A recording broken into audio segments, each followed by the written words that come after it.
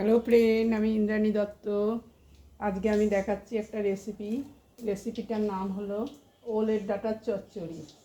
কালকে আমার হিজিবিজি পকোড়াতে তোমরা অনেকে ভালোবেসেছো, সেজন্য আমি খুব আপ্লুত।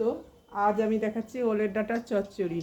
প্রথমে কড়াইয়ের মধ্যে সর্ষের তেল খানিকটা দিয়ে দিয়েছি আর শুকনো লঙ্কা ফোড়ন দিয়ে দিচ্ছি। এবার দিয়ে দিচ্ছি কেটে রাখা ওল, এর মধ্যে আছে আলু, কাঁঠালের বীজ আর পটল আর ওলের ডাঁটা। ওলের ডাঁটাগুলোকে আমি একটু লম্বা লম্বা করে কেটেছি। এই দেখো ওলের ডাঁটা, এর পাতা টাতা সব কিন্তু আমি দিয়ে দিয়েছি। আমি এই সমস্ত তরকারিগুলো এবার তেলের মধ্যে দিয়ে দিচ্ছি।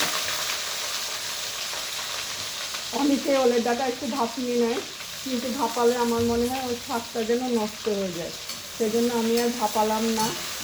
আমি সব কিছু একসঙ্গে দিয়ে দিলাম। এবার ভালোভাবে ভাজা ভাজা করতে দেবো। তোমরা পুরো রেসিপিটা দেখতে থাকো।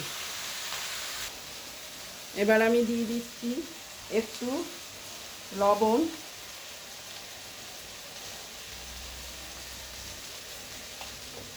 লবণটা দিয়ে আমি সব কিছু ভালোভাবে নেড়ে দিচ্ছি। এবার দিয়ে দিচ্ছি হলুদ গুঁড়ো,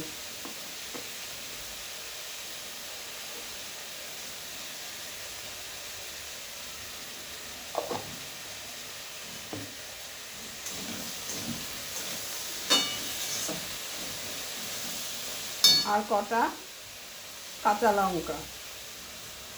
লঙ্কা দিয়ে দিচ্ছি। ঝালটা তোমরা তোমাদের খুশি মতন দিতে পারো।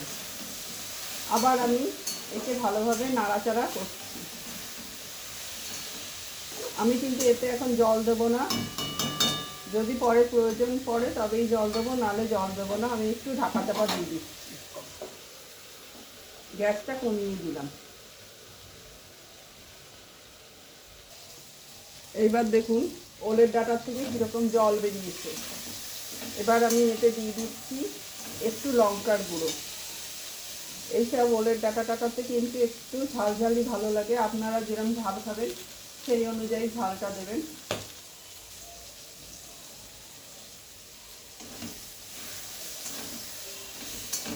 এবার দিয়ে দিচ্ছি সর্ষে বাটা,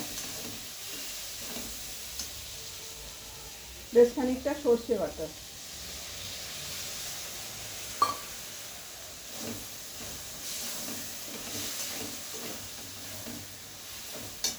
এবার একটু বাটি ধোয়া সর্ষে বাটার বাটি ধোয়া জল দিচ্ছি সামান্য পরিমাণ।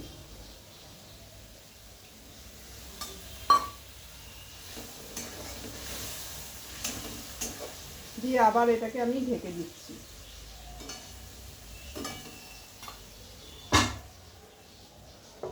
এবার গ্যাসের আঁচটা কমিয়ে দিলাম। এবার দিচ্ছি সামান্য পরিমাণ চিনি। যারা এসব ওলের ডাঁটা খেতে ভয় পান তারা অবশ্যই এর মধ্যে ইচ্ছা করলে একটু লেবুর রস দিতেই পারেন, কিন্তু আমরা যেহেতু বাঙাল, আমরা এসব ডাঁটা মাটা খেতে ভয় পাই না। অনেকে গলা ধরার ভয় করে, কিন্তু আমরা এসবে ভয় পাই না, সেজন্য আমি কিন্তু কোনো টক দিলাম না। এবার গ্যাসের আঁচটা বাড়িয়ে আবার আমি ঢেকে দিচ্ছি।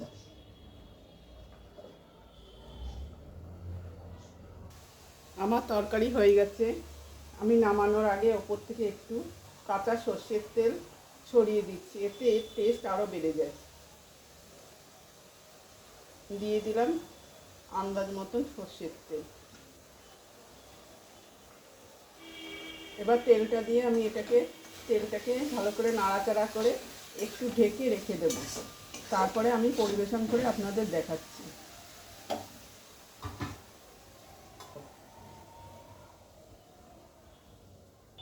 দেখুন তৈরি হয়ে গেছে আমার ওলের ডাঁটার চচ্চড়ি। এইভাবে আপনারা ওলের ডাঁটার চচ্চড়ি করে খাবেন, এটা খেতে খুব ভালো লাগে। আর গরম ভাত ঠিক মতন রান্না করলে গরম ভাত শুধু এই দিয়েই খাওয়া হয়ে যাবে। এর কিন্তু পুষ্টিগুণও অনেক। আপনারা অবশ্যই এইভাবে ওলের ডাঁটার চচ্চড়ি তৈরি করে খাবেন। আর কি বলবো, আপনারা আমার রান্নার প্রশংসা করছেন, আমার রান্না দেখছেন, এই জন্যই আমি আপ্লুত। যে সমস্ত দিদিভাইরা কমেন্ট করেছেন তাদের জানাই অসংখ্য অসংখ্য ধন্যবাদ। আজ এই বলেই আমি আমার ভিডিওটা শেষ করলাম। ধন্যবাদ।